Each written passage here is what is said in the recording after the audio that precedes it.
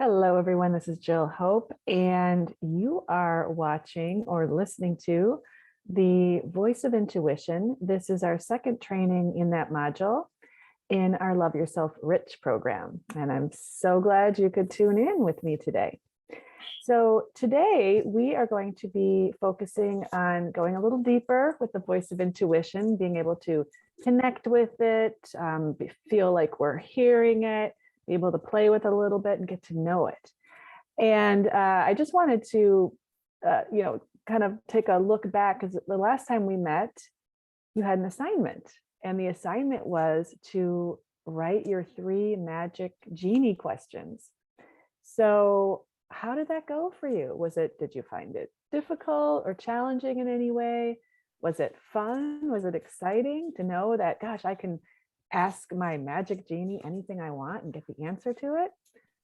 So I'd like to hear, just feel free to pipe in if you want to say anything, or you can type it in the chat and just let me know how that was for you to write your 3 magic questions. And if you have any questions about that too, I'm happy to talk about those briefly as well. So any questions, any comments about that process? Hi. I can say hi. It was a fun process. I think I could go deeper even still. That was a good jumping in the pool. Yet I think I could do more. So I liked it. And I noticed I was a little bit hesitant to really ask for everything. But it was also fun. And it was interesting how my questions changed and were more mature because of our conversations. And I had a lot of peace around several things I had been curious about. So I also enjoyed doing the exercise, because then in my meditations the days following, there were more answers coming through and things came later. So I liked it. It was fun. Nice. But nothing specific as a specific question, other than I liked it and I think I could go deeper. Good. Okay. Excellent. Yeah.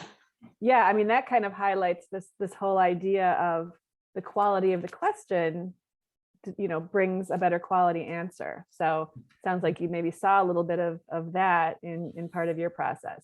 But the answer to these questions, so we're going to sort of unfold that as we go through. We're going to do a lot of fun exercises throughout the remaining weeks of the Voice of Intuition training that will help you to be able to get some clarity around some of those questions. So hopefully that'll help you go deeper.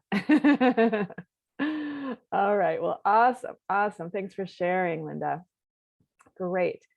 So what we're going to cover today is there's one primary thing, but it has 2 parts. So we're only going to cover one of the parts today. So what we're focusing on in this particular class today is all about gathering intuitive information. How do we gather it? How do we connect with our voice of intuition in a way that we actually are getting information from it? Because I think I said in the first class, your voice of intuition is constantly feeding you information. But because of our conditioning, most of us have been trained to tune it out. So we don't recognize it when it shows up. And if we do recognize it, we don't always trust it. So I want to talk more about that today of how to gather it. I don't know if we'll really get into trusting it yet. That's sort of a process that builds over time, but we're definitely going to focus on the gathering part. And in order to gather it, we need to be in an intuitive state, right? We need to be open and listening. That's the key here. Is we want to be in a space, and I don't mean a physical space necessarily, but we want to be in a space within ourselves where we can actually hear our intuition and start to notice what it's saying and what it sounds like. What does my voice of intuition actually sound like? Because it's different for all of us. So I don't have a whole lot to say about this, because this is a really individual process I have found, and it works best if people find their own best way of tuning in. But I can give you some tips that have worked for me and have worked for other clients that you can play with if you're really not comfortable or haven't really attempted to communicate consciously with your intuition.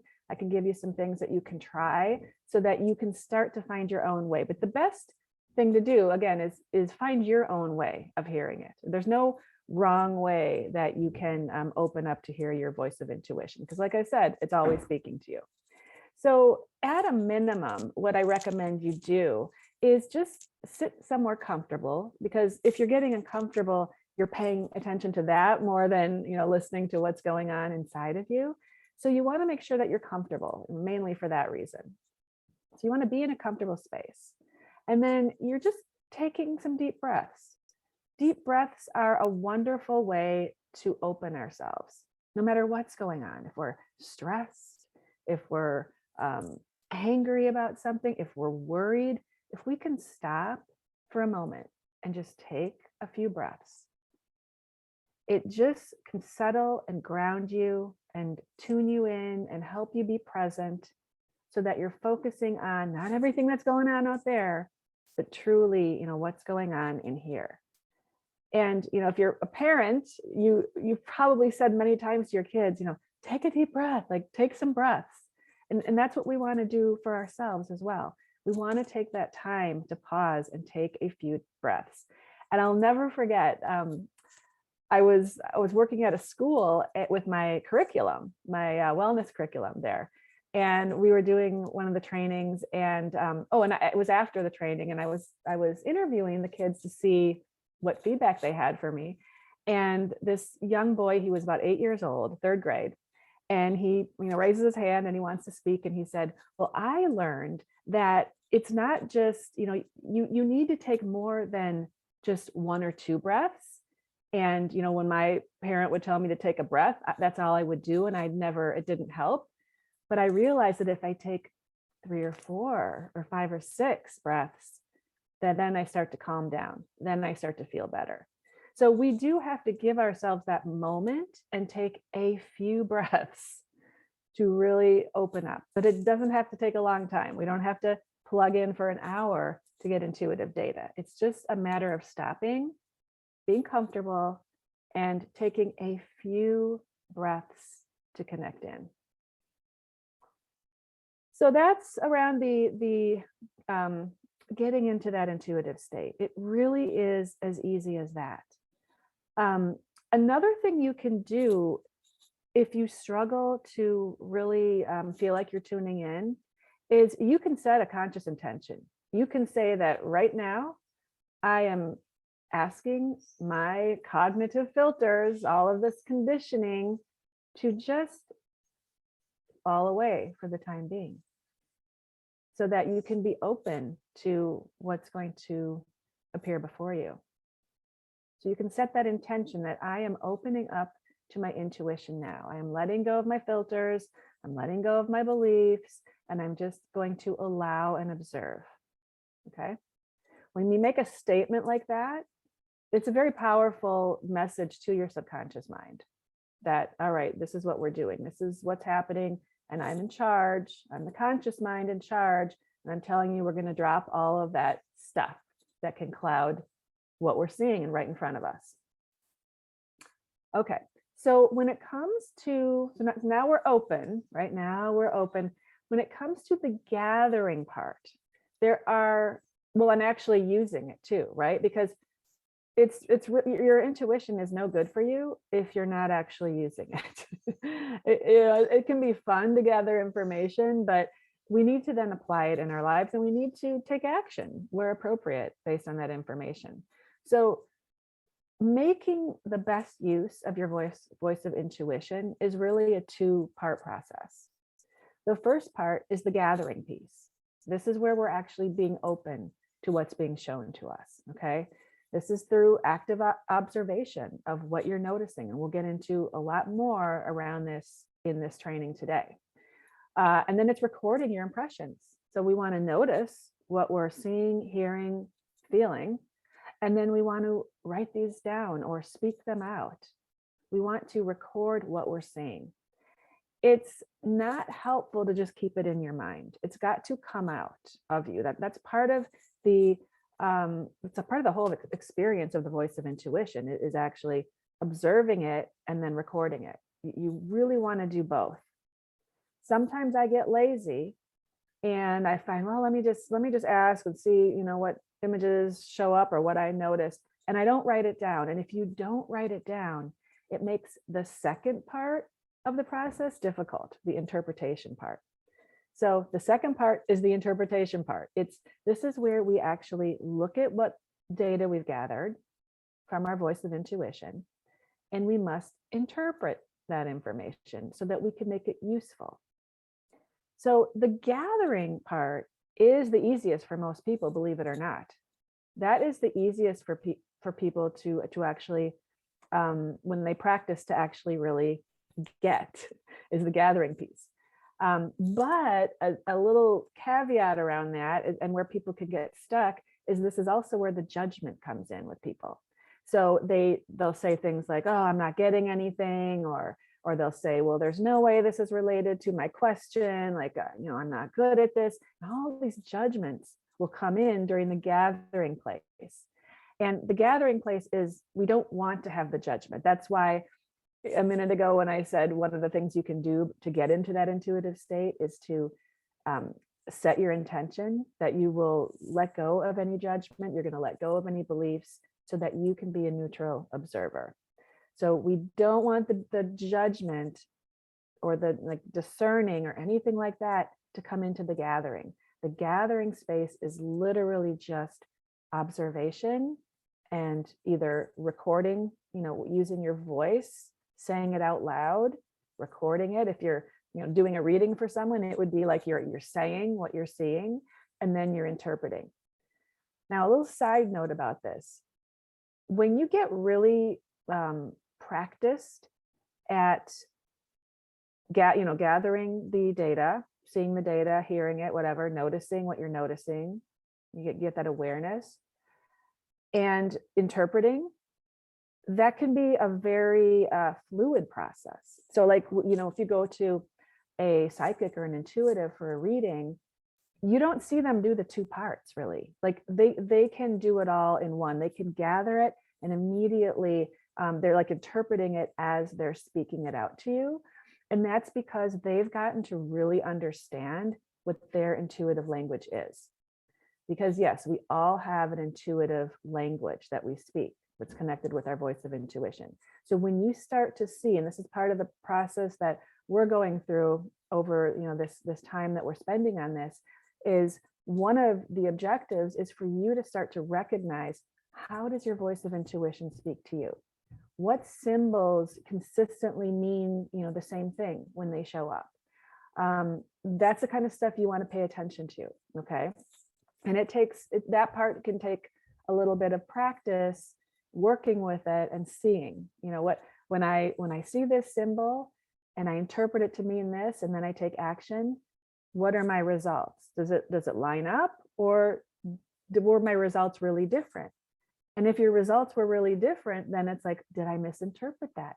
Maybe that symbol means something else to my voice of intuition. So it's a learning process.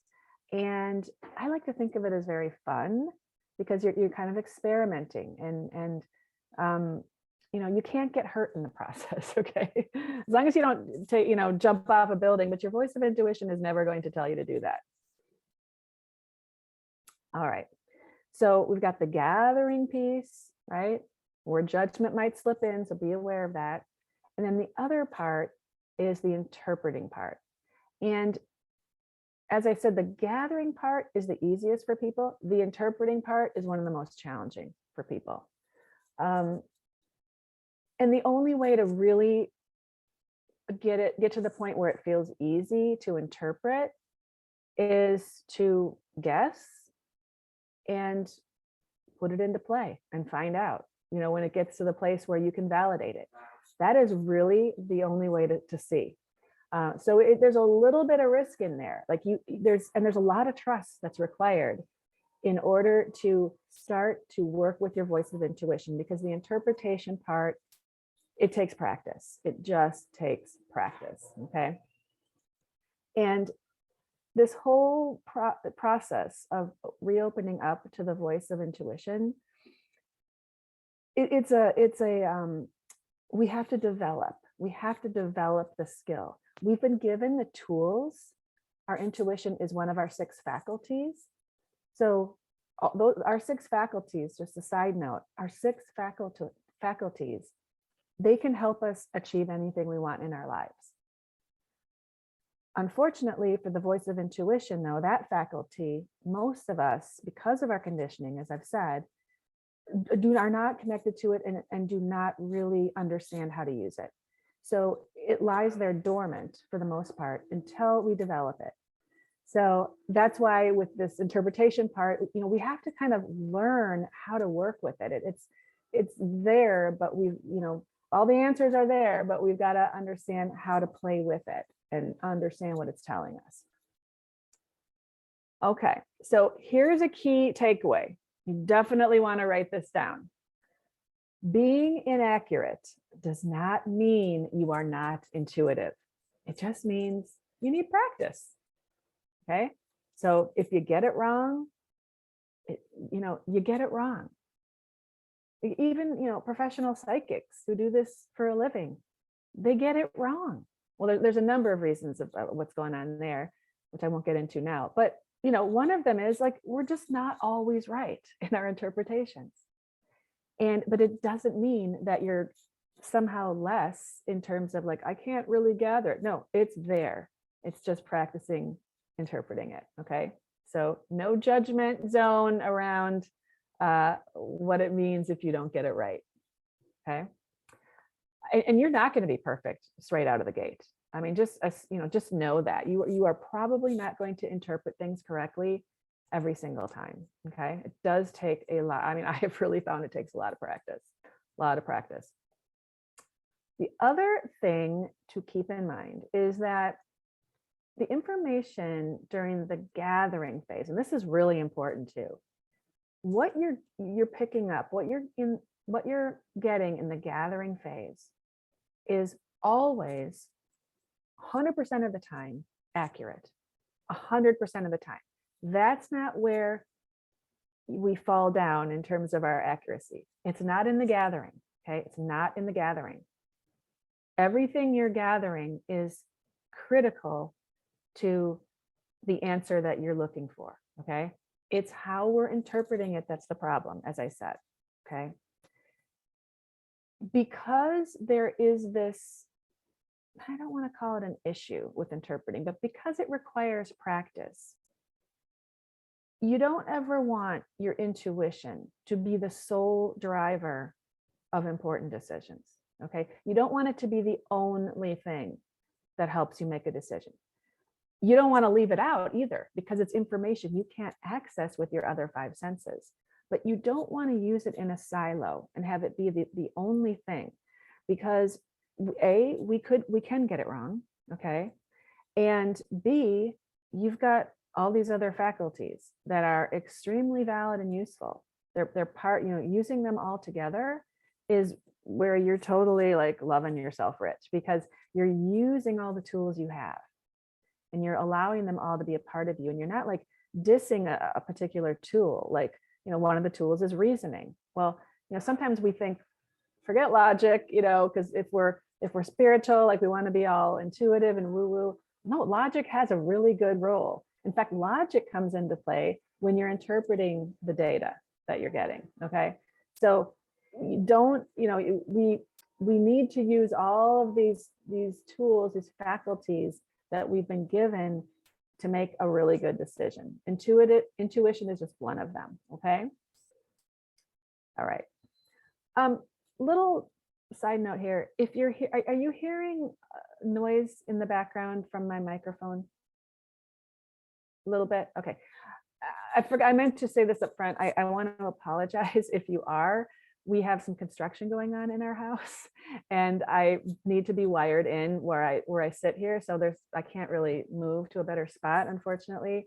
So hopefully it's not too distracting. I do apologize. And when we do the exercises, I will mute myself. Okay. All right. Thanks. Thank you. Okay. So that's kind of how I want to set the stage for these 2 parts of the intuition process, the gathering and the interpreting, and some important notes around that. Okay. So speaking of the gathering portion, now we're going to focus in on that. Intuition, the messages that you're getting, as I said, they come from beyond your five senses. However, your five senses are absolutely necessary in that they alert you to the intuitive data. So you must use your five senses in the gathering process, okay? That is why what you're going to hear me say a lot, hopefully, is that what you need to do is become aware of what you're noticing. Really want to pay attention to what you're noticing when you are connecting with your voice of intuition. What you're noticing is the key to gathering intuitive information and not filtering things out. What we've been trained to do through our conditioning and through our beliefs is to filter out things that don't make logical sense. So you notice something and you think, well, that can't possibly mean anything based on, the question I asked and what's going on in my life, whatever. And so without even realizing it, we're filtering our voice of intuition out. We're automatically like shutting that stuff down. So the big message about gathering that I want to share today is that you want to gather data, gather intuitive information as if everything has meaning. You want to notice everything, be aware of everything you're noticing, and then approach it as if it absolutely has meaning. And this is where we're going to get into a little bit of childlike play, because you might have to pretend it has meaning. Okay. So if you don't really think it has meaning, here's where I'm going to invite you to use your child mind and just pretend it does. And I am not kidding. And this is a really important part about gathering that intuitive information. We're not going to discount anything, and it all has meaning. It all has meaning. You might want to write that down. When it comes to gathering intuitive data, everything you notice has meaning. Everything you notice has meaning. And if you don't believe it, you'll pretend that you do, okay? We're pretending. See, here's the thing about when we were kids, if we were never conditioned not to connect with our intuitive information, we already knew this. Kids pretend in a way to make sense of things and to experiment with their own knowing about things.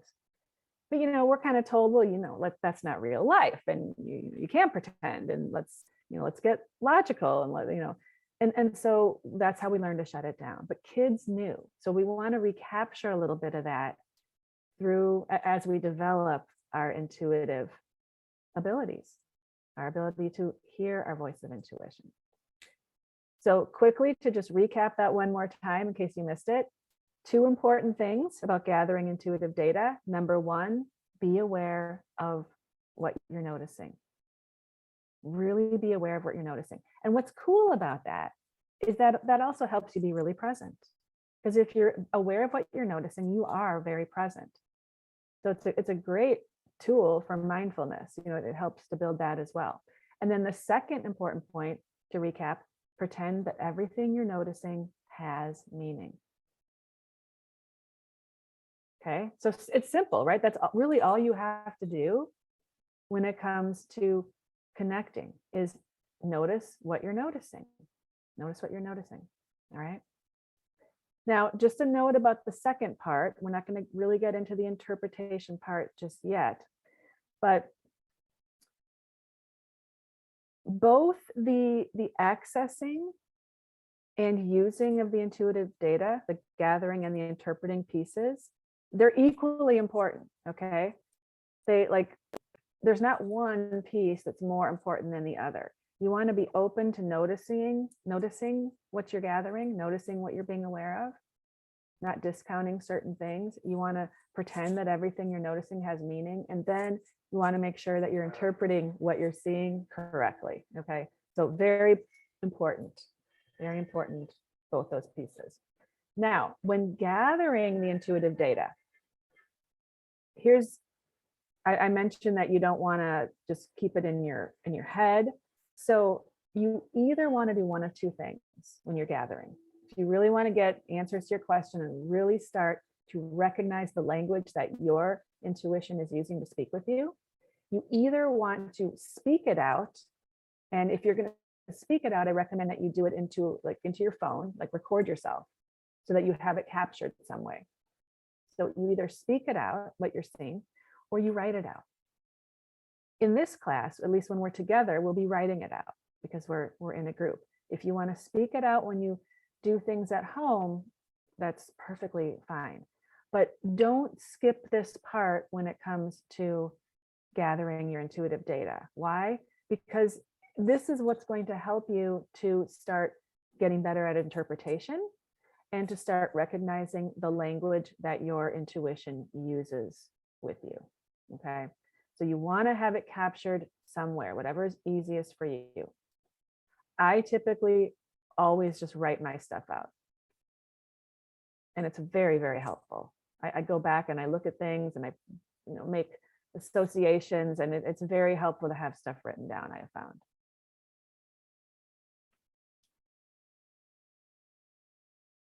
Okay. The other important key related to gathering, when you're writing down or speaking your observations, keep going until you feel complete.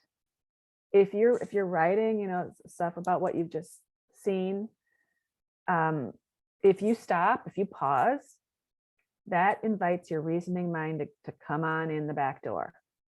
So you don't want to stop. Just keep writing everything, even if it's not making sense. Just write until you feel like, okay, I've captured it all.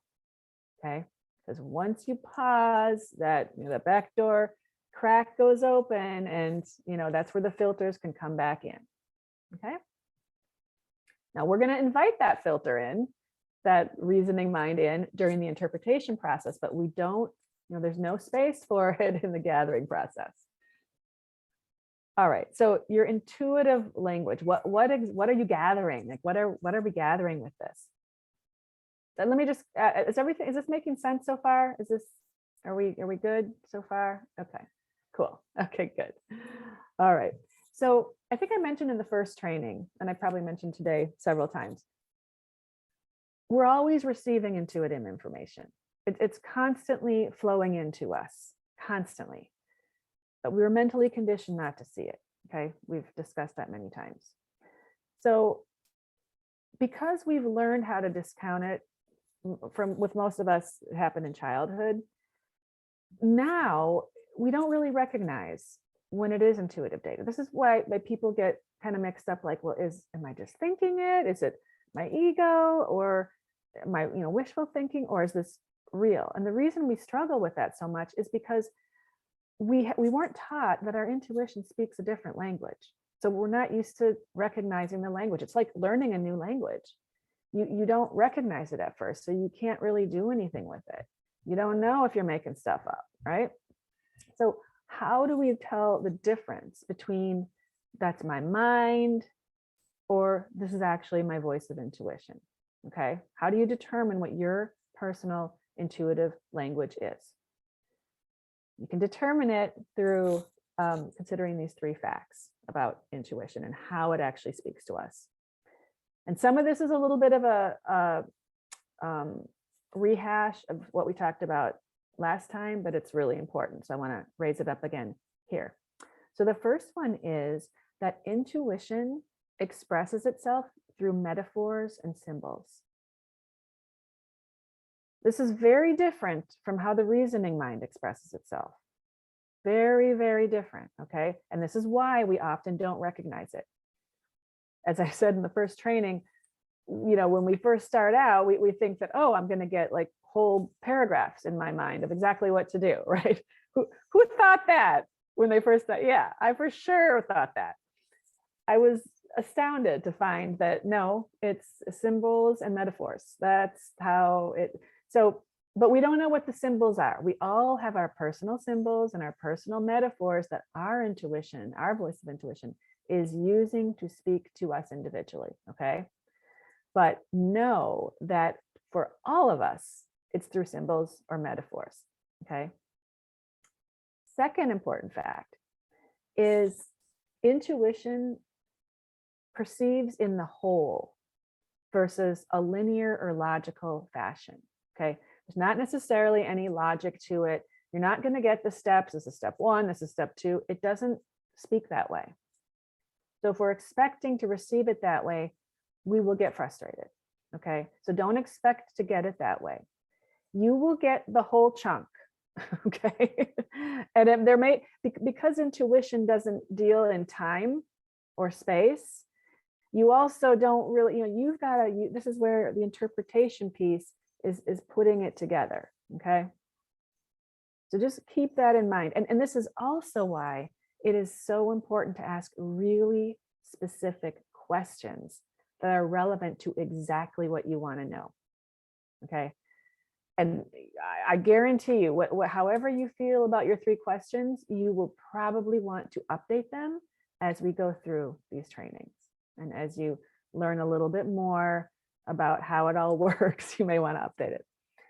All right. And the third key about intuition, which can help you recognize the difference between it being your mind and it actually being your voice of intuition, is that it's detached from its perceptions. Okay. It's detached. So meaning that there's no feelings or expectations attached to the information that's coming to you.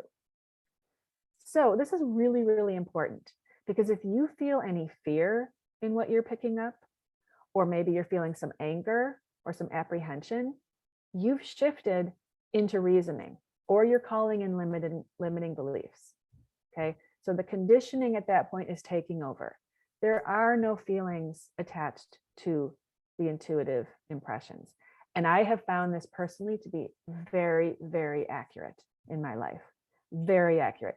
There are times where I thought I was getting intuitive information about people in my family that really scared me.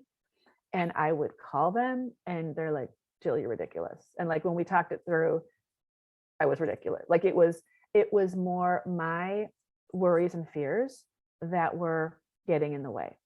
And when challenging things have come up and I have intuited them, I didn't feel scared. I felt no fear. And because I've experienced both ways now, I can now get this. And so just keep that in mind. If you're feeling fear, I'm not saying don't validate it by calling someone or, checking in, or, if you feel a fear about your own health, I don't mean don't go to the doctor or anything like that. But just know that there's a good chance that if you are prone to certain worries and it's around that kind of thing, it is probably a worry, and you're using, or something's going on here where it's not really intuitive data. Okay. This is something that you'll learn like as you practice too, as what happened with me. Okay. Now here's another thing, just on that point. If your internal dialogue shifts to the word should, if should comes into play, that's not your intuition. Okay. Your intuition does not should on you at all. Okay. So there's no shoulds whatsoever being suggested. Okay. That means you're in your reasoning mind, you're in your conditioning. Nope, not intuition. There are no shoulds. All right. So in order to really start opening up to the awareness of, what am I picking up? Because that's how we gather the information. We're just going to do a little warm up exercise here today. Okay. So just make sure you've got something to write with in front of you, and it looks like you all do. And this is real short. And just as we're sitting here, just go ahead and take a few deep breaths. And just breathing in and out. And just as you're sitting here breathing, just start noticing what you're sensing. Just noticing. If it's comfortable to close your eyes before you write, you can do that. Let's notice. And now just allow your senses to go out of focus as you focus in on your breath, now your attention and your awareness is moving to the breath. Just noticing the breath as it comes in through your nostrils, feels cool, refreshing, and noticing it moving out.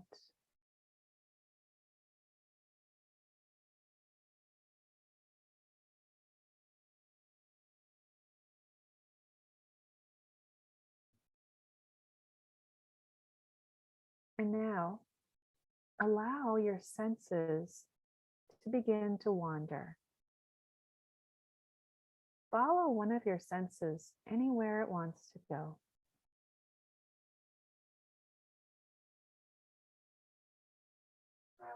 Notice what you are sensing. Notice what your senses are inviting you to pay attention to.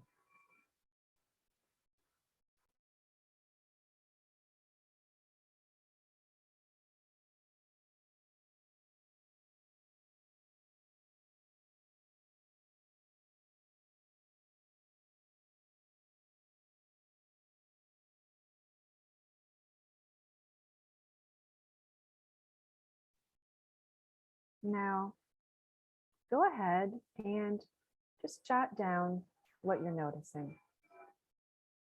Everything that you're sensing, everything that you're feeling, everything that you're thinking, report everything you notice. Don't keep anything out. If you think, should I write this? The answer is yes. And write continuously until you are complete.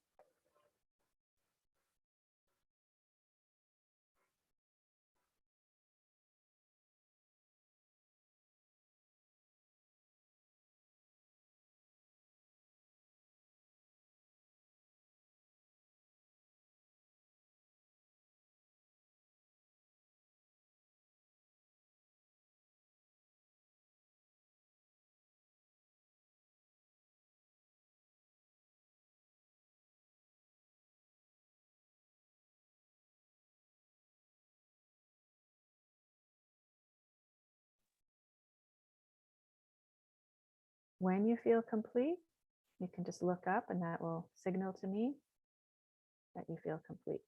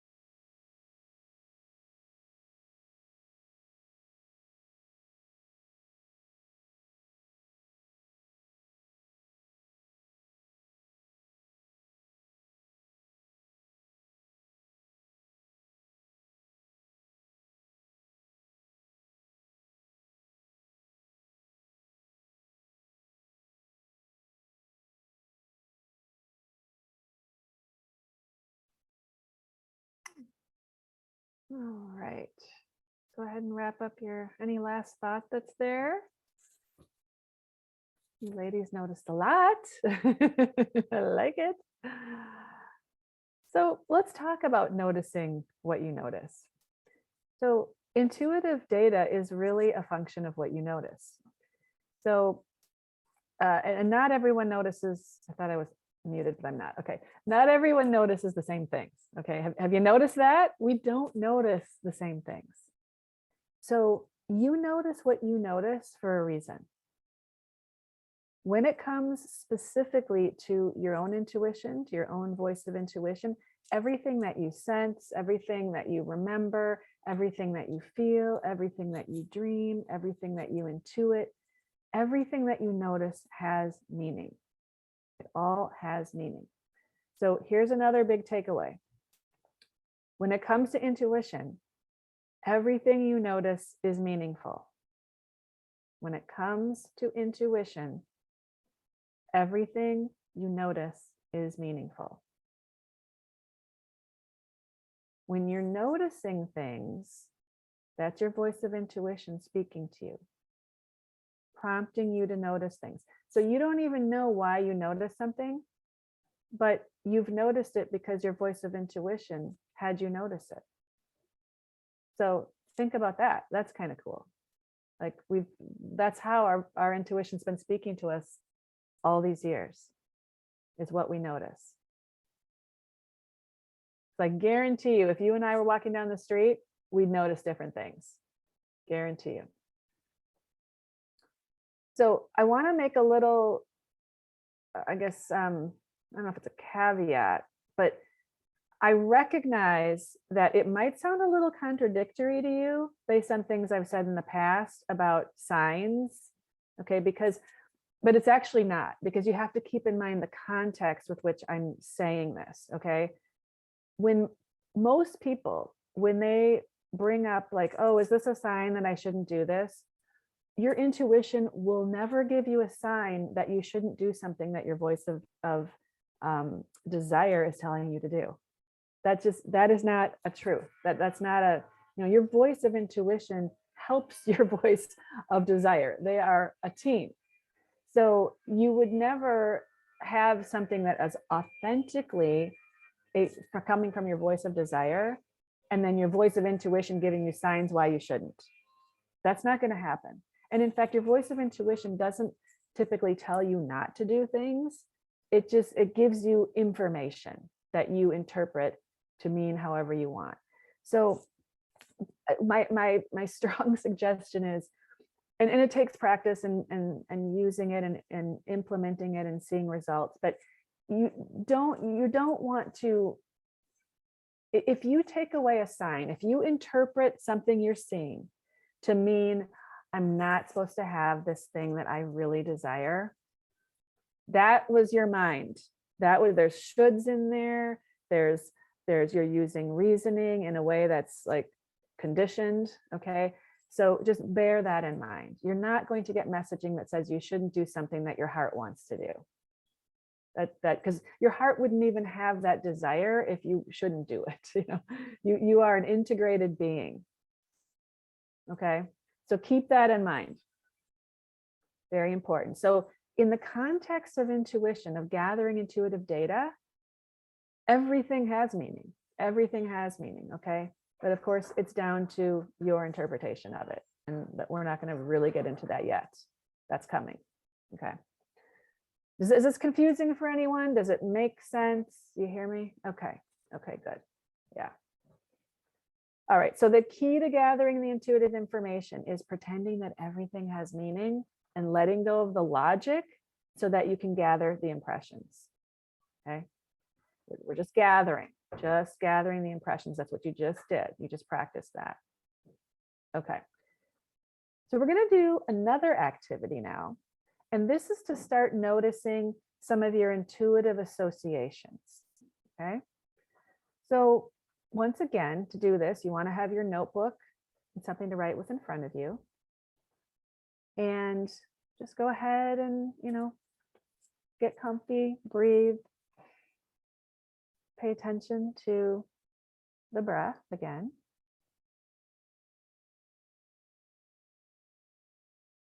And just allow your senses once again to go out of focus so that you're not really sure what you're sensing. And just focus your attention on your breath.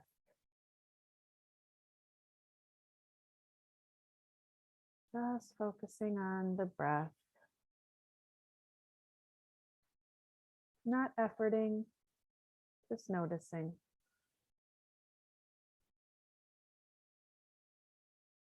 And in a moment, I'm going to state some trigger words where you will want to write down the first relevant thing that comes to mind. And when I say relevant, what I mean is that if one of the triggers is to name a number, but a flavor comes to mind, wait until a number comes into your view. Okay. So you want it to be relevant to the question, but it's the first relevant thing. No questioning, no judgment. First relevant answer, write it down. Okay. You want to spend no more than a few seconds on each trigger, literally a few seconds. So we're going to move through this quickly. Okay. Don't think or try to come up with an answer. You don't have to try. We're not trying anything. And don't hold back on what's coming up for you either. If it's relevant to the trigger and it comes up, just write it down. Boom. Okay. Does everybody understand? Everybody ready? Okay, there's 13 of these, just so you know. All right. Here we go. A man's name.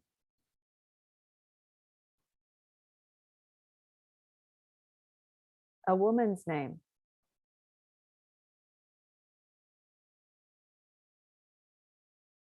The name of an animal.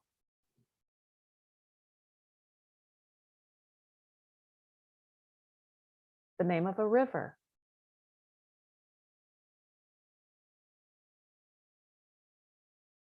A location.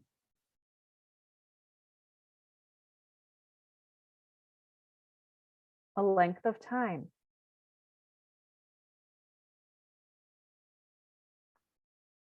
A food.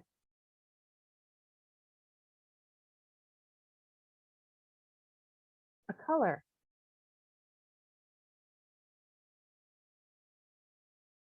A weapon.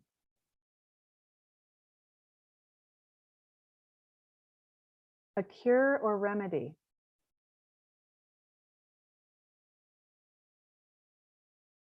A wish.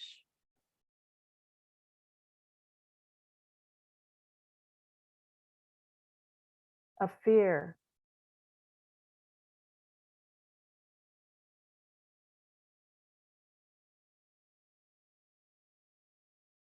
A memory.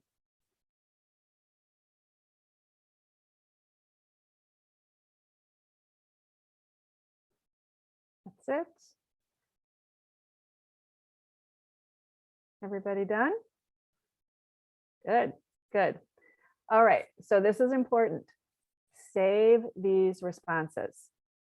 Save them somewhere. I'm not going to tell you just yet what you've done. You have just done something important, but I'll tell you later in this training today. Okay, so we'll come back to this.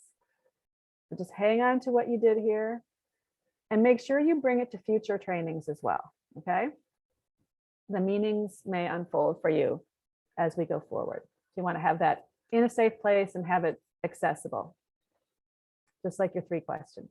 Okay. All righty. We're going to do another activity. Yay. I hope you like these activities. Okay. So last week, as you know, I asked you to come up with 3 questions that you really want to ask your magic genie, AKA your voice of intuition. And so now I am going to ask you to perceive some memories. And I'm going to ask you to write down what you're perceiving. Okay. And I'll tell you more specifically what this is about once you're done. Okay. So I'm not going to give you a lot of information. We're going to do a lot of these activities blind so that you can really start to hear your own voice of intuition. So what I'd like you to do as we start, make sure you've got something to write down, plenty of space and a pen or pencil. And again, we're going to take a long, deep breath, just allowing your mind to relax back to the places in yourself where you hold memory. Just breathe into that space within you where all of the memories are stored. And trust that your unconscious will generate memories that provide the information you need to answer the question you've asked.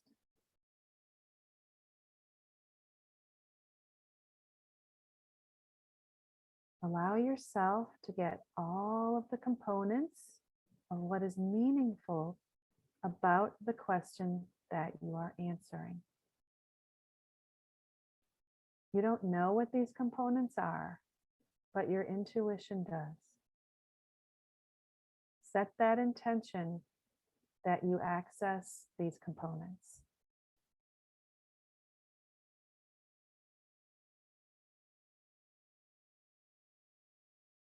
Now, allow yourself,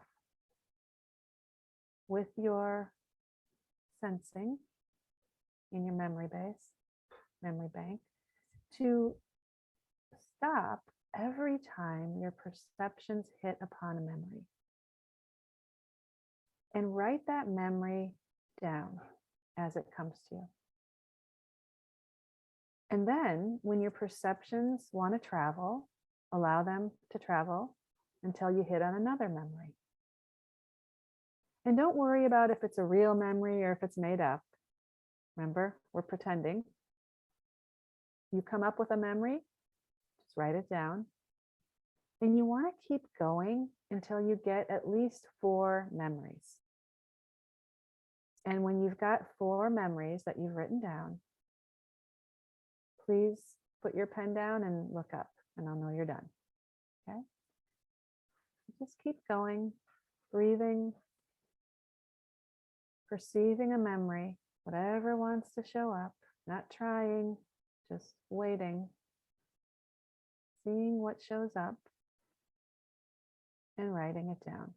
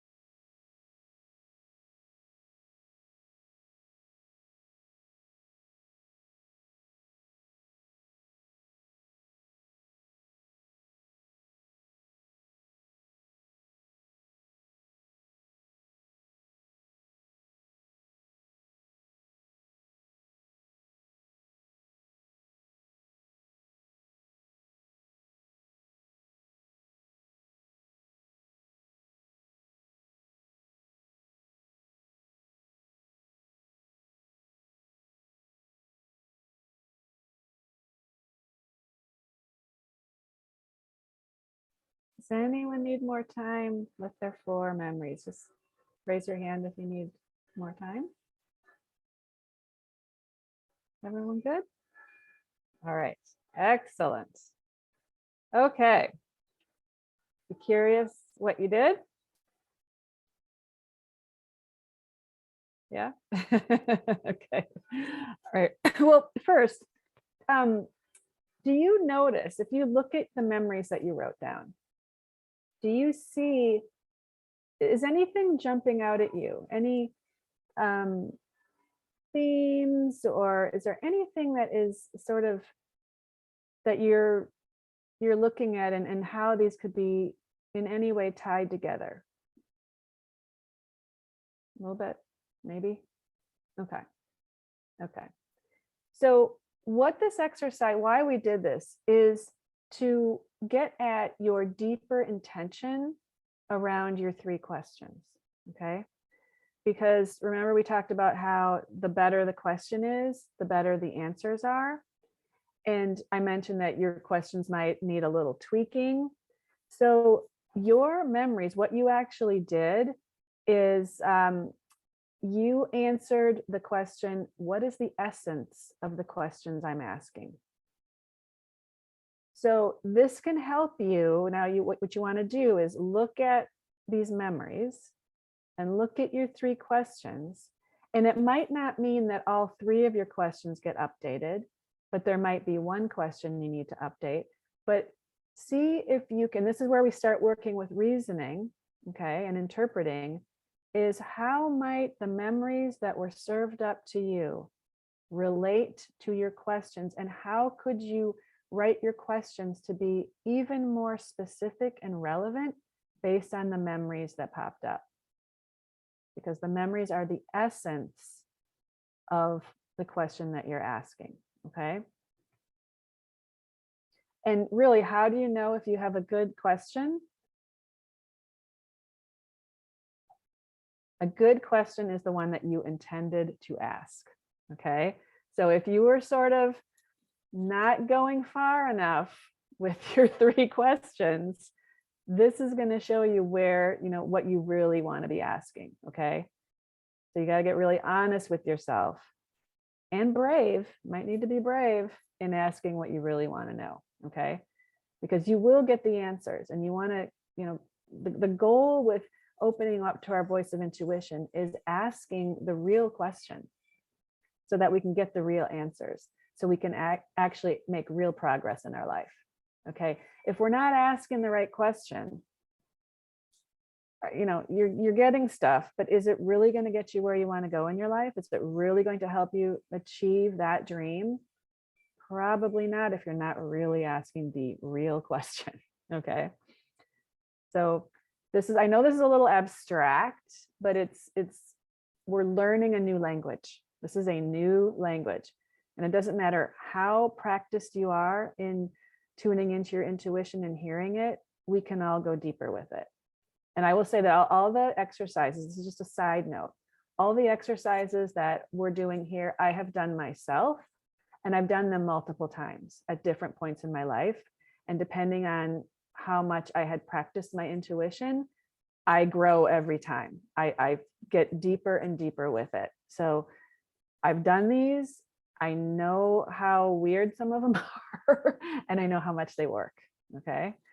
So, and a lot of this stuff too, I should point this out, is taken from, because you actually might want to get this book, and I recommend this book for getting in tune with your intuition. It's called Practical Intuition by Laura Day. So it's full of activities and things. A lot of them, like I said, I pulled directly from that book. So I want to give her credit for these. I did not make these up. These are coming from someone who's very highly developed and gifted in her intuition, and she's like taught people all over the world. Okay, so that's where it's coming from. All right. Okay, so anyone want to, this is our last activity, and I'll give you the homework assignment, which is very simple, but anyone want to have questions or want to share anything at all? Any comments? Yeah, go ahead. I can't quickly.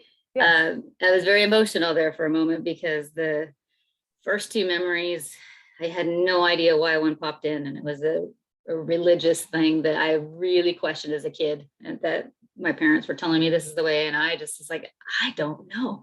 There's something in my soul was just questioning it. So then it led to a painful memory.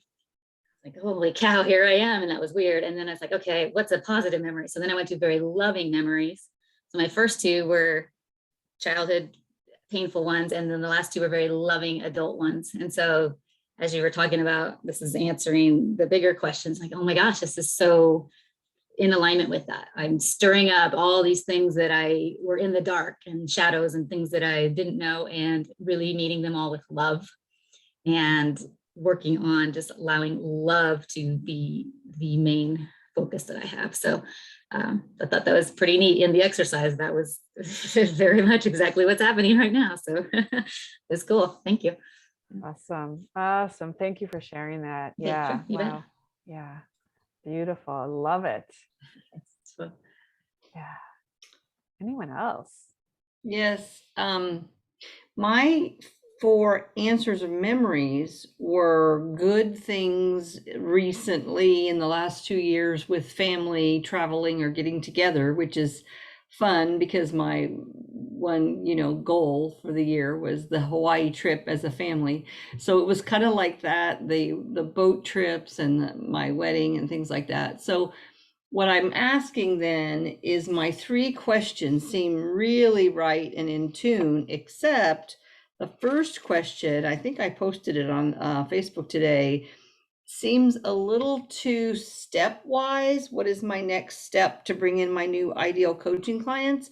And you were just saying, which I hadn't known, that it's not going to be linear, it's going to be whole. So I think my wording's not good. I'm going to need to get new wording, And that's okay. That's the whole, and that's why we're adding to it. It's a learning, right? So we're not going to be perfect in how we ask our questions.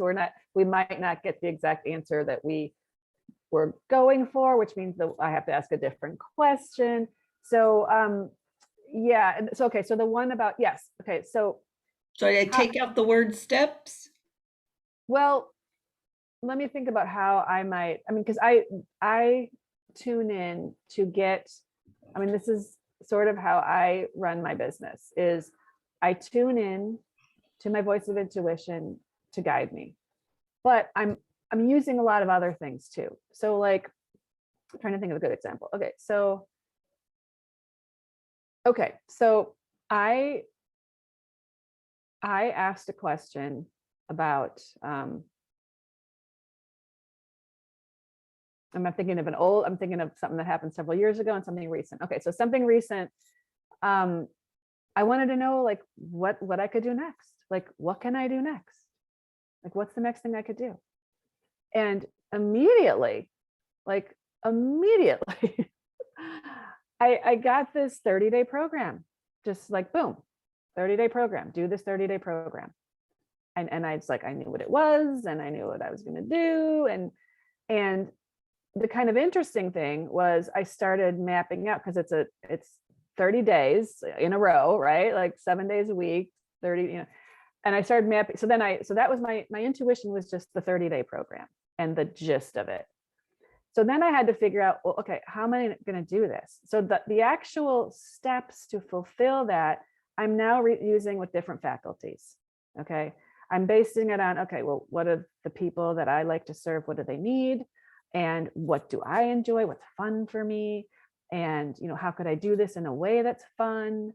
And then what makes sense financially? And then what will fit into my day? Like, how can I actually show up every day, 7 days for 30? Like that's kind of a lot when it's every single day. And then as it turned out, I thought, well, let me first look at because it still felt like, oh, how can I actually do this? So now I'm not using intuition now, right? Like, I'm like, okay, figuring. So then I thought, okay, let me make a list of what I would talk about on each of these 30 days. And so I was open. So I'm sure some intuition was coming in there, because I was writing the first words that come into me. So now I'm back in my intuition and I'm writing like, boom, boom, this topic, da da da da da. And I got with like no problem at all. I got down to 21 days, and there was just nothing after that. And sometimes when that happens, I'm like, okay, I just need to step away. I need to do something else, and I'll come back to it another day. And ironically, about 5 days passed, and I started thinking now I'm really getting practical in my practical mind. And I started thinking, wait a minute, I've got the Love Yourself Rich program, which I'm creating. So that's, a lot of work going into just the creation part of that, not to mention obviously showing up and delivering it. I've got clients. I've got, my house is under construction. I've got I'm going out of town. So there's all these other things that are happening, and how am I going to be able to market and fill and then teach another program, like all within the next 6 weeks? Like how? So then I realized, I just don't think I can do 30 days in this time span with everything I've got going. So I started looking at the calendar, and I realized I've got 3 weeks where I think I can do it. And oh, wouldn't you know, I only had 21 topics. Well, maybe that's a sign. Maybe that means something. Okay, so I'm like, it's a 21-day program. So do you see how I'm using intuition to point me, but then I'm using other stuff to okay, what are the practical steps here to do this? Does this make sense? Yeah, I just thought the original question, you worded it differently, which was great. What is the next thing I could do?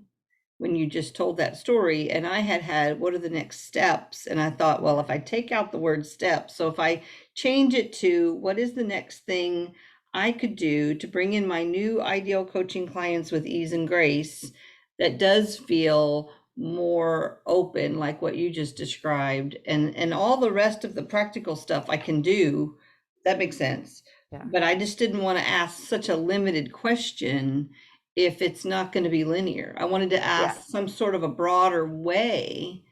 What should I be doing? Or, broad enough. Mm-hmm. That helped. Yeah. Okay, good. Yeah. Yeah. And I mean, a lot of times, the memory that came from a few years ago was, and I think I told this in our challenge, the 5-day challenge that we did. So I won't go into a lot of details, but when I just got to this place, this was a few years ago, and I had a project that I wasn't moving forward, but it was really important to me, but I kind of forgot about it. And I was just in a lull in my business, and I wasn't really that excited. And I'm like, what can I, there's got to be, what's the next, what should I focus on? Really, what should I be focusing on? And I made this decision, and this was me playing with my voice of intuition. I made this decision that I have to go to the grocery store. I am leaving that grocery store knowing my focus. I don't know how it's going to show up, but when I come home, I'm going to know. And I'm going to be, so I was paying attention to everything in the grocery store, noticing what I was noticing.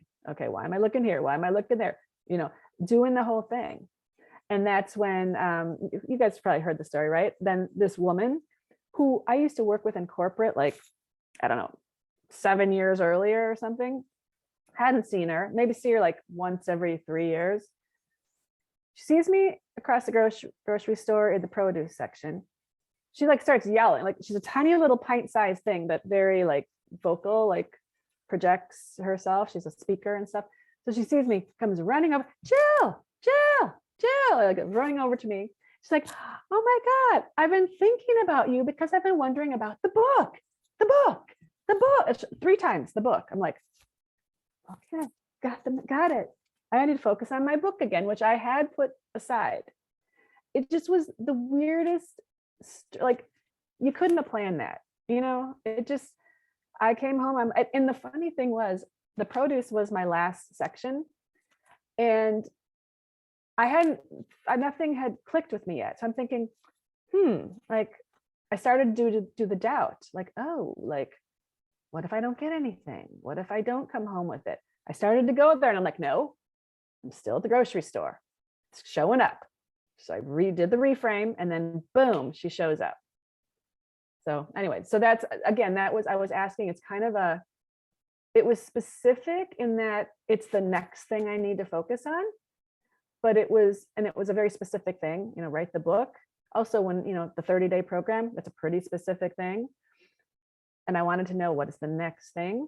But then, like, write the book. Okay, well, what does that mean? Like, then I had to drill that down. So I don't know if that helps add a little bit of like how to ask those kinds of questions. Yeah. Okay. And actually, like, I did have a question after I got the answer, because this is the thing. Answers will give you new questions too. Once you get an answer, then it's, oh, now I need to ask this. So don't put a lot of pressure on yourself that, oh my God, what if my 3 questions are not exactly, because you'll get some information based on your question. And then you'll just ask another question. And you'll get more information. Okay. So take the pressure off a little bit of yourself if you're putting any pressure on about it's got to be worded exactly perfect. Okay. Any other great questions? Any other questions or sharing? Great sharing. Great. Yeah, I have something, Yeah. Jill. Great. I got lots. Did you say 4 memories? Yes. I got lots. They Great. just kind of kept coming. That's Okay. okay. Yeah, just at least 4. We wanted to get at least 4. If you had Okay. got lots, that's fine. Yeah. Because I found I would just think of the question and different memories would come up. And I realized a lot of it is what's missing now is what my questions seem to be things from before. And I was just like, oh, that's interesting. But it always seems to come down to one main thing, kind of in different forms. If that makes sense. There's like a Yeah. core to it all. Yeah. It's Totally very makes sense. simple. Yeah. Yeah. So what's missing is the. Yeah, is that I mean, the it has to do question? with things in the past. And again, I go more with the feeling, a feeling that's not there in the same way. And I'm Mhm. realizing it. So yeah, somehow the questions it's kind of hard to tease them apart because they're all related. Yeah. And then just as an aside, when I walk my dog, things come. I never have paper with me and I never want to write it down. I just walk, and things come. And yesterday, I was walking her and there's a group that I've been facilitating. And I finally decided, when I think about it, I feel kind of a little tension, not a tension, but do I really want to keep doing it? Even though I know when I do it, I enjoy it and the people enjoy it. And I was just like, no, I'm doing Jill's program now and I will be starting another one that has to do more with what I'm learning. And I'm just like, stop being so busy. Just, when I think about letting it go for a little bit, I feel good. So I had decided to do that. And then as I'm walking my dog, some little voice said, well, you could do this instead. And I had this reaction like, what are you talking about? I don't want to do that. And this fear kind of came up, but it's the first time something had said, well, try this. And I shut it down. I was like, no, I'm not doing that. This is too much. I don't want to. And then I tried to go back to that feeling and nothing came. But that has never happened to me before. When something said, well, you could do this. Wow. But I'm not going with it, right now. I'm just like, no. I was just curious, what is that about? What is it? That's not happened before. And what the interesting thing was, if I could get these little tidbits, it would probably push me along the way that I need to go. There's some calling there. There's some reason why it came up. And it was not my mind saying, because as you can see, my mind was like, no way, shut it down, be quiet. I don't want to do it. And now I can't connect to the feeling anymore. Which feeling are you not connecting? The feeling when the thought came up, well, why don't you could, start this kind of community or something. And I was just like, oh yeah. And I was like, what are you talking about? And I was like, well, what is this voice in my mind? It was the first time I had this conversation with like, what are you talking about? Yes, do it. No. Okay, goodbye. Nice. And that was the end. Yeah. So I'm just curious what was happening there, but it seems like that would be something good to cultivate. But there's Yes. obviously a lot of fear and anxiety. And like, no, I don't want to do it. Yes. So what's going on? Is Yeah. what I want to. Well, definitely the fear has been in charge and not letting that stuff come in before. And I think it's as simple as you're just like, because you're doing what you're doing right now, what we talked about last week, something has opened up. Like something, you connected to something. This is what I think is something is opening up. And you heard the voice for the first, the voice has probably been, it certainly has been there, but you blocked it before it came into your awareness. We're working on opening up the awareness. You asked, you wrote your 3 questions, so that like that's intentionally saying, I want to receive, intuitive information about these questions. So you're actually setting an intention out there. I mean, it's kind of, I'm thinking that maybe that is information answering a question that you had asked, that, because you put that intention out there. It's possible. But how to reconnect with it is keep practicing what we're talking about here, noticing what you're noticing. And if you do it with intention, almost as I mean, how blatant was me saying, I'm going to go to the grocery store and get some intuitive downloads about my next step? I mean, it doesn't get any more, blatant than making a statement like that, right? You don't have to be like that, but you could, like, you could open up and say, if walking your dog is a relaxed time for you, you could just play with it and say like, I wonder what, new information my intuition wants to share with me today related to my questions or related to my next step. And you can just play with, go with it. Like that child, playful pretend time. Yeah. But I think it's a good sign, Lee. Yeah, really surprised me. Yeah, that's good. I love that. It's awesome. And what do you suggest about, and I assume it's not me, when that fear comes out, that blockage, that's really big, it's, all from, all kinds of conditioning, to really start, I don't want to say push it away, because it's got a reason for being there. And then it doesn't like to be pushed away, it just makes it stronger, if that makes sense. You can't just smash it down. But how do you start, I guess, transforming with it, or making an ally working with it? Yeah. Well, I mean, it has a role. Remember, we said that when it comes to interpretation, that's going to play a role, because you're going to get to make it, just because our intuition gives us information, we still have the conscious ability to choose it or reject it. And so you can just, you can acknowledge. What I would do is I would acknowledge that, oh, there's that fear, I'm going to get to you. I'm going to let you, be in the conversation. But right now, I'm just gathering data. Just gathering data. We're not judging. We're not cutting anything out yet. And that's how I would approach it. And just like calm it down that, yes, we will listen to you. I see you. We're going to take that into consideration, but not yet, because I'm not at that place right now. Okay. That's how I would work with it. How does that feel to you, though? Yeah, that'll take practice too.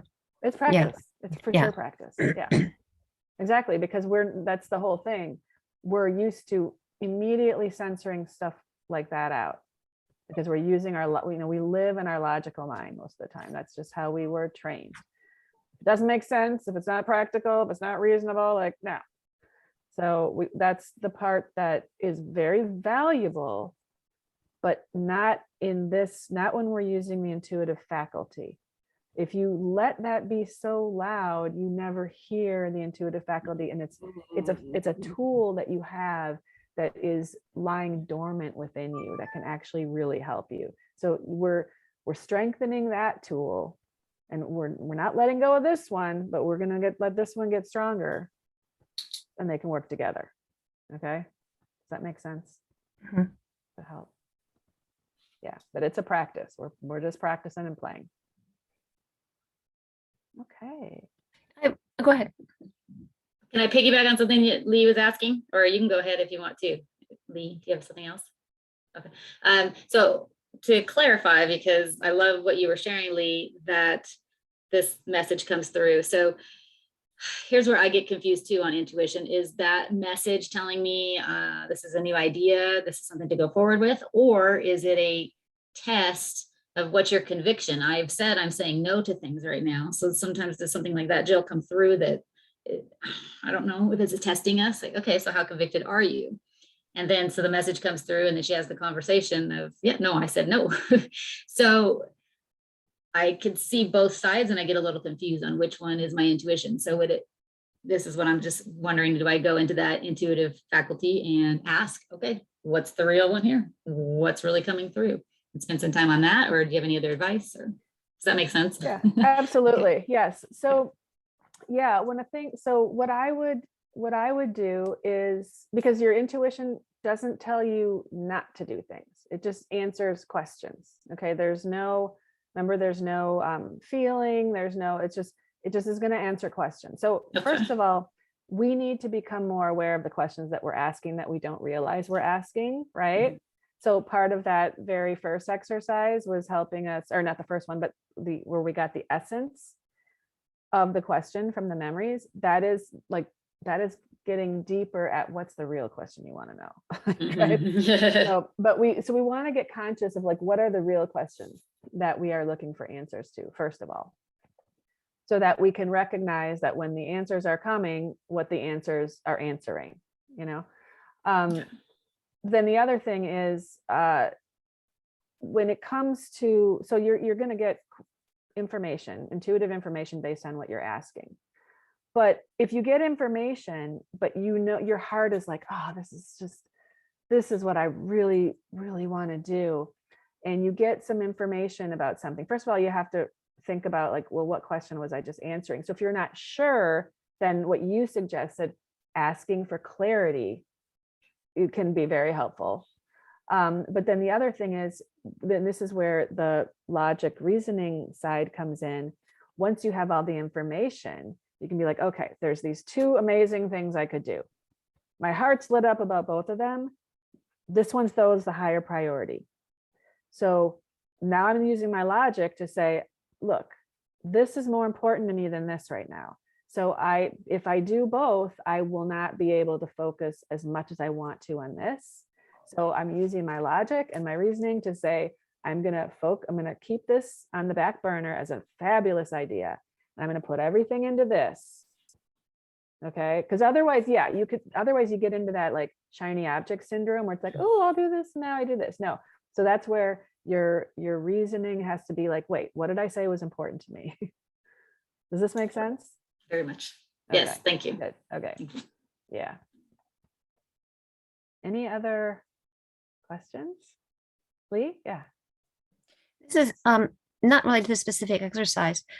Sometimes I find when I write, my thoughts come so fast I can't get them down, and my handwriting gets really messy and I can't read it later. Is there a difference between typing and writing in terms of what's coming to you or not? Because I type faster, and so I've heard Yeah, both. I mean, I know like we hear that the thing about writing is that you connect more. You're making some, I don't know the technical language for it, but you're making some deeper connection to your brain because you're getting more your body into it, your arm and how it's connected to your brain, like the wiring, it's supposed to be more connective, I guess. But no, for something like this, if you just want to get it down on paper, just type it. If typing goes quicker, you just want to get it out of your vision and into the paper, just type. Yeah, because it's kind of similar to just speaking it too. So just, yeah, I don't see it as, it's worse if you write with your hand and you can't read what you just wrote. Like then it's almost like, okay, that didn't really serve the purpose I wanted it to. So do whatever's going to be the easiest for you. Yeah, for sure. That's a good question. Yeah, all good questions. Love it. Excited for all of you. We're all going to be super intuition people. We're going to be pulling information and integrating it and using it, and yeah, waking up that sixth sense. So any other comments, thoughts? I don't think I gave you the homework. Any other? Okay. All right, let me quickly, it's very easy. The first one is your 3 questions. If necessary, based on the essence that you were able to pull out of your memories, and you might need to look at this a little more. So maybe spend a little bit of time analyzing that. You might then go and see if you need to update your 3 questions.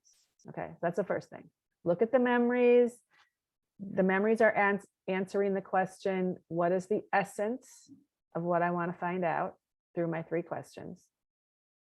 And then see if that means you need to update any of your 3 questions in any way. You may not need to update any of them. You may only need to update one of them. You may need to update all of them, okay? Just use it as information to make a decision. And remember, it doesn't have to be perfect. We're learning, okay? Just use it as extra information if it helps. That's the one thing. The second thing is, remember the trigger exercise we did? Okay. Here's what you want to do. You want to look at those responses and you want to tune into them because you gave yourself a reading with those responses. Isn't that exciting? You just did a reading for yourself. You were answering the question, how will my life be different 1 year from now? How will my life be different 1 year from now? So given that you now know the question, you want to spend some time quietly contemplating those responses. What could they mean to you? And just allow anything that wants to come to come. No judgment, because you're getting, you're going to get some intuitive association. So no judgment, no expectations. Just sit with it. Okay. You might not, like I've done this before and I've also done it recently. And there's still some that I'm like, what? Like, I think my vegetable was like a zucchini. I'm like, am I going to Italy? Am I like, what? Like, what is, I don't know. Green, it could mean anything. So, but then like another one, I was mentioning it to my friend and it's actually a metaphor for a publishing company. So, and I was just telling her about it and she's like, oh, well, I'm like, oh, really? Okay. So, not related to the zucchini, but anyways, just sit with it and don't judge and think, well, my reading didn't work. Okay. Because that's something I might try to pull on myself and see what comes up. Jill, there was a number 12 about fear. So how does that make sense? That what our fear is going to happen in the next year? Those are just trigger words. So you don't know. It's just to see what it comes up to. Okay. Yeah. So what do you want to share yours or not? If not, don't worry. Yeah, like losing all my money. Okay. Yeah. So possibly. Okay. So how my life, and I don't want to, because here's the thing is my interpretation is you can't interpret someone else's symbols, but like if I had that for mine, say it again, say how you wrote it. Well, it was the fear one. And so it was the loss of all my money. Okay. So it could be something like, okay, how will my life be like the loss of all my money? Maybe it means that you like put something into place that like is very protective of, for your money or something that protects against losing all your money. Something related to having a fear like that. That makes sense. Okay. Yeah. But see, here's part of the problem with even me answering that question. But I hope that it just helps open you up a little bit to it. But the problem with answering that is because we're trying to figure out, whereas we just want to see what else we notice. Okay, we just want to. And the questions, like just because one of them was the name of a river, we're not being literal. It doesn't mean that, oh, I'm going to sometime go to that river. So it could be, like one of mine was the Yangtze River in China, right? Well, I mean, the Olympics is going on. Does it have anything to do with that? Like, it doesn't have to. It's just to see what might show up that we could become aware of, knowing that what you wrote down has a role in your coming year, if you let it. And no, not for something bad to happen. Thank you. Yeah. It almost feels like it's something good because you're taking this course and you're doing all these things so that you're in a protective way and you're actually tapping into your own frequency. In fact, I was listening to something earlier today, talks about our frequency is our wealth. And so I think you'll grow through this year in your own frequency, and then that fear can dissipate because you understand It's not actually about money, it's about your frequency. So Yeah. I think you could have a lot of fun with that this year Yeah. in writing about your fear. And anyway, Yeah. fun. Yeah. Exactly. Or maybe it's that fear is gone. You know, Mhm. that That'd at be the end cool. of the year, I no longer fear losing all my money because I have Yeah. so much of it that, you know, I'm giving it away now. Mhm. And it feels good. Maybe that's losing your money, giving it to worthy causes, and you know, because your cup is runneth over. Jill, I have one question. Yeah. I wrote down the answers. I didn't write down the question. Does that matter? I just have all these single words. Was I supposed to write down the trigger word too? No, you don't even need the trigger word. The trigger word is irrelevant. Yeah, you just need, I mean, not the trigger, I'm sorry, the statement that I said, that's irrelevant to what you wrote down, okay? If you do want them though, they're in your guidebook. I don't think it's been posted yet, but they're in the guidebook that it'll be posted this week. But yeah, what you really want to have are just your answers. And That's just see the- what meaning they give, Yes. what intuition you get without logic then, without thinking, just what comes. Just what comes. And the thing is that not only just what comes, but it's to help you be aware. Like, here's an example, like with the names. Okay. One of them for mine was the first name, which is a very common first name. So it could be anyone, but I only know one person with that name, and she's a realtor, and we will be looking to sell our house at some point. So it just made me think, it made me think of her. Okay. So what my point is, you might not know now. And so you want to hang on to this all year, because as you look back, you might see, oh my gosh, here was the connection. And it will help you see, wow, like I really was pulling intuitive information in these answers. But so this is an exercise, is like a long-term exercise, but some of them you might recognize right away. Or it'll give you a spark of like, ooh, like, I mean, it definitely sparked me about this idea of selling my house. But it might not refer to her. It could refer to someone else. Like I said, it's a very common first name, so it could be anybody. So just be open. Be open about what it could mean. So this is starting to play a little bit with your interpretation too. So kind of fun. And we'll get into that more next week. Okay, well, I think we're done. We're good. Nice to see everybody. And we'll meet on Thursday for our coaching call. Okay. All right. Have fun, ladies. Thank you. Thank you. Bye, Yeah. you guys. Bye, Lee. Bye, Bye. Linda. Bye.